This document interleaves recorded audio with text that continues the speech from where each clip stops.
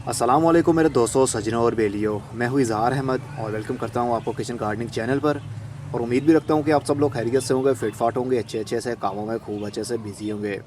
आपको याद होगा हमने डहलिया की सीडलिंग की थी।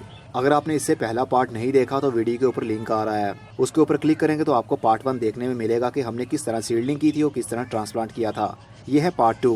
पहले मेरा कोई प्लान नहीं था वीडियो बनाने का, लेकिन आप लोगों ने कहा कि हमें सीडलिंग करना तो बता दिया, अब फ्लावरिंग तक पौधों को कैसे पहुंचाया जाए उसके ऊपर भी तो वीडियो बनाओ।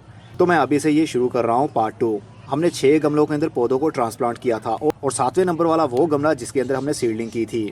पार्ट 1 के अंदर सब कुछ बताया है मैंने। 36 दिन हो चुके हैं अब तक सीडलिंग से लेके अब तक। पौधों का साइज़ भी अब बड़ा होना शुरू हो गया है। इसको मैंने फुल धूप में रखा हुआ है क्योंकि डहलिया को सर्दी की धूप अच्छी लगती है और ये सर्दी के दिन में ही सर्वाइव करता है। और कुछ लोग कहते हैं कि डहलिया गर्मी के दिनों में मर जाता है, चाहे वो देसी डहलिया हो चाहे वो इंडियन डहलिया हो। ये गर्मी के दिनों में सर्वाइव कर ही नहीं पाता। अभी मैंने इनको कोई भी खाद नहीं दी और मेरा कोई प्लान भी नहीं है खाद देने का। जब मैंने इनको ट्रांसप्लांट किया था जिस मिट्टी के अंदर, वही मिट्टी अभी तक यूज़ हो रही है। सिर्फ मैं पानी तब देता हूँ जब ऊपर वाली मिट्टी हल्का सा ड्राई हो। ज़्यादा पानी देने से पौधों की ग्रोथ रुक जाती है। तो अब देखते हैं हमें क्या रिज़ल्ट मिलता है और कब ये बड़े होंगे और कब इनको फ्लावरिंग होगी।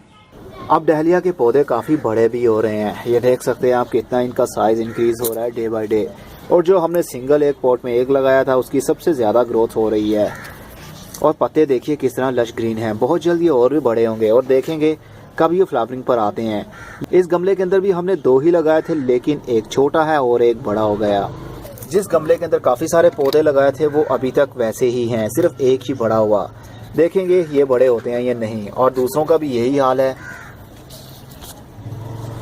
इनको हमने फुल धूप में रखना है, मतलब विंटर की धूप में। गर्मी के दिनों में ये सरवाइव नहीं कर पाते। ये देसी डहलिया है इसलिए ये गर्मी के दिन में भी सरवाइव करेगा अगर आप इसको शेडी एरिया में रखते हैं तो देखते हैं कब तक ये और बड़े होते हैं। अब हमारे डहलिया ने बडिंग भी शुरू कर दी है। एक कली इसको लग गई है और बहुत जल्द ये खिलने भी वाली है। अभी किसी और को बडिंग शुरू नहीं हुई है। अगर मैंने इनको रखा होता फुल धूप में तो कब की फ्लावरिंग शुरू भी हो जाती। जिस एरिया में ये पड़े हुए हैं यहाँ पर फुल टाइम के लिए धूप नहीं आती, लेकिन इनको धूप की बहुत ज़रूरत होती है। लेकिन कोई बात नहीं, ग्रोथ तो हो रही है लेकिन स्लो हो रही है। ये देखिए एक बिल्कुल ही छोटा रह गया क्योंकि इस एरिया में धूप नहीं पहुँच पाती, जिसकी वजह से इसकी ग्रोथ नहीं हो पाई। और एक गमले के अंदर काफ़ी सारे पौधे लगाए हुए थे, वो भी देख सकते हैं छोटे छोटे ही रह गए और एक बड़ा हो गया। जिस एरिया में ज़्यादा धूप मिलती है वो वाला पौधा बड़ा होने लगता है, क्योंकि सूरज की धूप जब पत्तों पर पड़ती है तो वो फोटोसिंथेसिस का अमल जारी करते हैं, खुराक बनाने वाला। तभी पौधे की ग्रोथ भी होती है। इनको मैं पानी तब दे रहा हूँ जब ऊपर वाला सरफेस एरिया ड्राई होता है। अब देखते हैं कब तक ये और बड़े होते हैं। अब हमारे डहलिया को फूल लगना भी शुरू हो चुके हैं। एक लंबी सी ब्रांच के ऊपर एक कली लग चुकी है और एक छोटी सी ये लगी हुई है। बहुत जल्द ये खिल जाएंगे। इन पौधों को मैंने रख दिया हुआ फुल धूप में, जहाँ पर डेली 6 से 7 घंटे के लिए धूप आती है। और ज़्यादा धूप की हीट होने की वजह से इनके पत्ते भी नीचे से बर्न हो रहे हैं। रोज़ ही इनकी मिट्टी खुश्क हो जाती है, मतलब इतनी धूप में हीट हो चुकी है। फरवरी की आज 6 तारीख हो चुकी है और दिन में काफ़ी हीट होने लगी है। जो हमारे फ्रंट पर पौधे पड़े हुए हैं, मतलब जिनके ऊपर ज़्यादा धूप लगती है, उनको तो अच्छे से बडिंग शुरू हो चुकी है। और जो पीछे वाली साइड पर पड़े हुए हैं उनकी ग्रोथ हो तो रही है, लेकिन अभी उनको ठीक तरीके से बडिंग स्टार्ट नहीं हुई। और ये देखिए पौधों की ग्रोथ काफ़ी अच्छी है। जो पीछे वाली साइड पर पौधे रखे हैं उनके पत्ते देखिए बर्न नहीं हो रहे, और जो फ्रंट पर रखे हुए हैं मैंने पौधे, उनके पत्ते धूप की हीट की वजह से बर्न हो रहे हैं। और जिस गमले के अंदर हमने छोटे छोटे पौधे लगे रहने दिए थे उनकी ग्रोथ वैसी की वैसी ही है। चलिए इनको मैं फ्रंट साइड पर रख देता हूँ, मतलब फुल धूप में रख देता हूँ। और जो पीछे वाले पौधे हैं उनको आगे करता हूँ और आगे वाले पौधों को पीछे कर देता हूँ, ताकि पिछले वाले पौधों की भी ग्रोथ हो सके। तो आप देखते हैं कब तक ये फूल खिलते हैं। तो हमारे डहलिया को पहला फूल खिल चुका है। ये है देसी डहलिया का फूल, जो देखने पर भी काफ़ी खूबसूरत भी है और छोटे साइज़ का भी है। इंडियन डहलिया का साइज़ बड़ा होता है, मतलब मेरे हाथ के बराबर उसका साइज़ हो सकता है, लेकिन ये डिपेंड करता है कि आपने उसको कितना गमला ऑफ़र किया है। जितना बड़ा गमला देंगे, जितनी ज़्यादा स्पेस देंगे, फूल का साइज़ भी उसी हिसाब से इंक्रीज़ होता है। पहला फूल हमारा खिल चुका है और देखने पर ये काफ़ी खूबसूरत भी लग रहा है। और एक छोटा सा यहाँ से भी खिल रहा है, मे भी यहाँ से ये खिल ना पाए। और एक ये लगा हुआ है, ये भी बहुत जल्द खिल जाएगा, 2 से 3 दिन में। और एक ऊपर वाली साइड पर भी खिल रहा है। अब देखते हैं दूसरों को कब तक फ्लावरिंग शुरू होती है। अब डहलिया के दूसरे फूल भी खिल चुके हैं, जो डिफरेंट कलर के हैं। और जो पहले खिला था अब वो मुरझा रहा है। मे भी इसके अंदर सीड्स भी बनना शुरू हो ही जाएं। और दूसरे का कलर देखिए कि कितना ही खूबसूरत है, और इस वाले का भी किसी से कम नहीं है। अभी भी एक बर्ड खिलना बाकी है, और मे भी इसके साथ ये भी है, ये भी फ्यूचर में खिल जाएगा। अभी कुछ को फ्लावरिंग शुरू ही नहीं हुई। जिस तरह ये भी पौधा छोटा है, इसको एक भी बर्ड नहीं लगा और ना ही इसको लगे हैं। इनकी मिट्टी अब ड्राई हो रही है, धूप में ये पड़े रहते हैं। डेली 6 से 7 घंटे के लिए धूप इनके ऊपर पड़ रही है।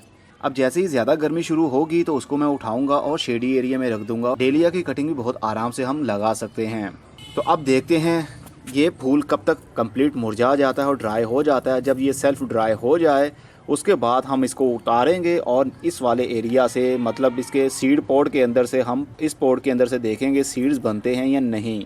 अगर बनते हैं तो हम इनको उतार लेंगे और हार्वेस्ट करके अपने पास स्टोर कर लेंगे आने वाले साल के लिए, और नेक्स्ट ईयर फिर इसी तरह सीडलिंग कर सकेंगे। तो देखते हैं क्या रिज़ल्ट मिलता है। 86 दिन बाद डेलिया को फ्लावरिंग हो रही है। एक फूल मुरझाता है तो उसकी जगह दूसरा भी खिल जाता है। अब इसको मैंने उठाकर रख दिया है शेडी एरिया में, जहाँ पर सूरज की रोशनी आती है, ना कि डायरेक्ट धूप। सेकंड टाइम 3 बजे के बाद थोड़ी बहुत इसके ऊपर धूप आ जाती है, क्योंकि गर्मी के दिनों में इसको धूप से बचाना पड़ता है ताकि इसकी ग्रोथ स्टेबल हो सके। और जो एक गमले के अंदर हमने 3 पौधे लगाए थे, ये देखिए 2 बिल्कुल ही टाइनी से रह गए, छोटे से रह गए। इसकी ग्रोथ नहीं बढ़ पाई और एक पौधा थोड़ा सा बड़ा हुआ, लेकिन अभी इसको कोई भी बडिंग मतलब फ्लावरिंग शुरू नहीं हुई। मेरा गला थोड़ा ख़राब है जिसकी वजह से बोलने में काफ़ी प्रॉब्लम भी हो रही है। और आई थिंक अब वीडियो को कंप्लीट करने का टाइम भी आ चुका है। अगर ये गर्मी के दिनों में बच जाते हैं तो आप लोगों के साथ मैं शेयर ज़रूर करूँगा, लेकिन गर्मी के दिनों में इनको रखना है शेडी एरिया में, जहाँ पर डायरेक्ट फुल धूप ना आती हो। अभी भी इनको बडिंग हो रही है और फ्यूचर में बहुत जल्द ये बर्ड भी खिल जाएंगे। होपफुली आपको अच्छे से समझ लग गई होगी स्टार्ट से एंड तक। हमने इस वीडियो में ये सीखा कि एक पौधे को ज़्यादा स्पेस की ज़रूरत होती है, मतलब एक गमले के अंदर एक ही पौधा हो तो अच्छी ग्रोथ रहती है उसकी। अगर 10 इंच का एक गमला हो तो उसके अंदर एक पौधा लगा हो तो अच्छे से फ्लावरिंग ज़्यादा होती है और पौधे की ग्रोथ भी सही रहती है, रूट बाउंडिंग नहीं होती। अब मैं चलता हूँ, खुदा हाफिज़, good bye, see you and tata, और अपना बहुत सा ख्याल रखिएगा।